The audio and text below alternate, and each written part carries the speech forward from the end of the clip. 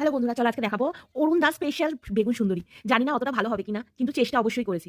চলো দেখে নিই বেগুনটা কি করে কাটছি, দেখে নাও। মাঝখান থেকে কেটে গোটা শুদ্ধ আমরা 4 পিস করবো, যেমনি একটা সাইডকে 2 পিস আর একটা সাইডকে 2 পিস। আগে ভালো করে আমরা কেটে নিয়ে তারপরে ধুয়ে নুন হলুদ মাখিয়ে তেলের মধ্যে পাট পাট করে ভেজে নেবো। একসাথে দেবো না, যেহেতু তাহলে পুরো একদম নরম হয়ে যাবে একসাথে দিলে। তারপরে দেবো গরম তেলের মধ্যে জিরে ফোড়ন। তারপরে আমি একবারে করেছি মশলাটা, জিরে, ধনে, হলুদ, টমেটো, আদা, লঙ্কা, শুকনো লঙ্কা সব একবারে পেস্ট করেছি।